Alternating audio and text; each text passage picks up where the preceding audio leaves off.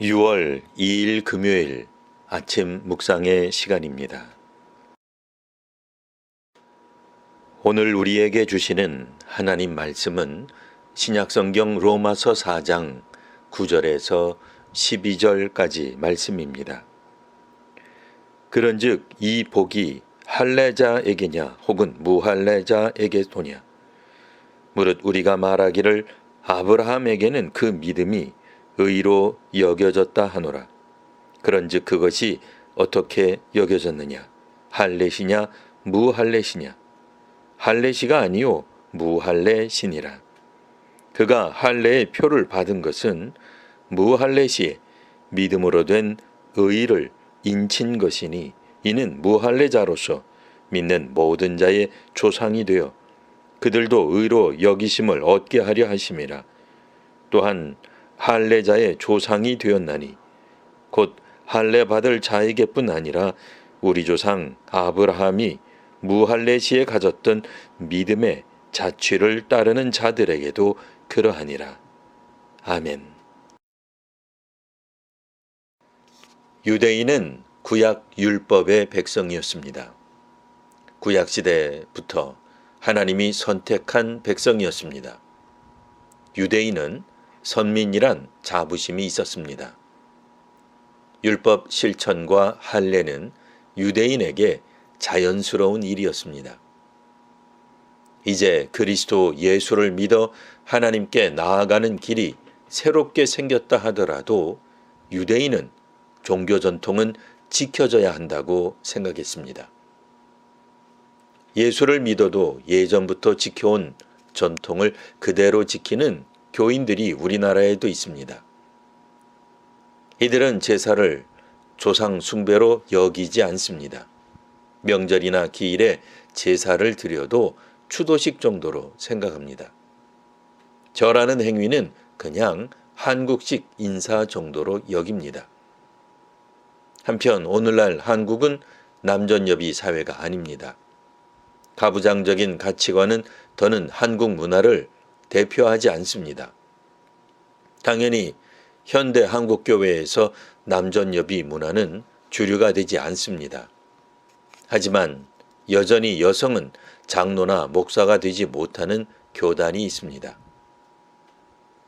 우리 교단은 여성에게 안수를 1996년부터 시행하고 있습니다. 하지만 총회 총대 중 여성의 비율은 3%를 넘지 못하고 있습니다. 지금 한국교회 성도들은 차별보다는 평등에 이르는 사회에 살고 있습니다. 하지만 남녀 성차별이 있는 교회 환경에 노출되어 있습니다. 그리고 이런 차별에 대해 별로 의식하지 못하는 문제가 있습니다. 유대인들은 율법이 아닌 예수를 믿어 하나님께 의롭다함을 받았음을 알았습니다.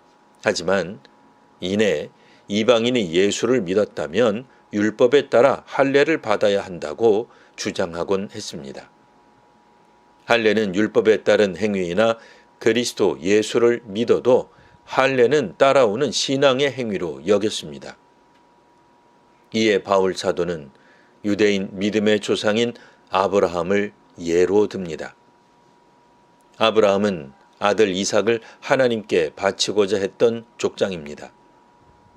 유대인들은 창세기 22장에 나오는 모리아산에서 이삭을 드리려 했던 아브라함이 그 행위로 의롭게 받은 상황을 생각하였습니다. 하지만 바울 사도는 아브라함이 아브람으로 불리던 때 하나님과 언약을 맺었던 창세기 15장 6절을 주목하였습니다. 하나님은 하늘을 우러러 뭇별을 셀 수 있느냐 물으시고 내 자손이 이와 같으리라 말씀하셨습니다. 그리고 아브라함이 여호와를 믿으니 여호와께서 이를 그의 의로 여기셨습니다. 아브라함이 처음 의롭다 여김을 받은 것은 이처럼 하나님의 약속을 믿었을 때였습니다. 그리고 이때만 하더라도 아브라함은 할례를 받지 않았습니다.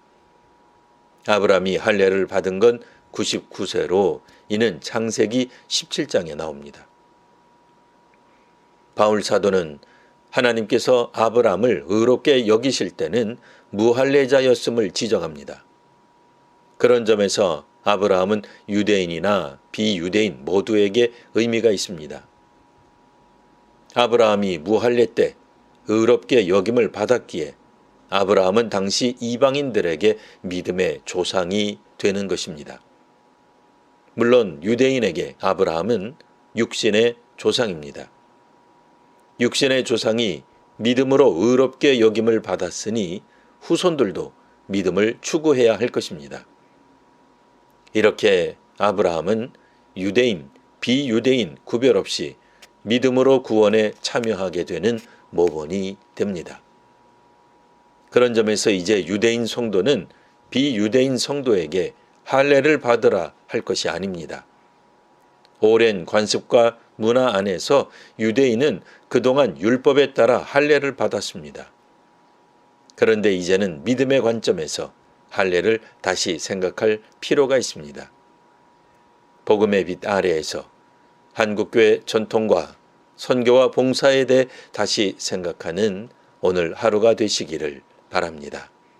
기도하겠습니다. 하나님, 당시 유대인들은 자신들의 역사와 전통에 따라 비유대인들에게 할례를 요구하였습니다. 이제 바울이 지적했던 것처럼 오늘 이 시대 성도와 교회가 복음이 아닌 것에서 자유롭게 하옵소서. 하나님 나라 복음의 가치에 따라 선교하며 봉사하게 하옵소서. 우리가 살아가는 이 사회와 세상에 하나님 나라 정의와 공의가 흐르게 하옵소서. 예수님 이름으로 기도합니다. 아멘.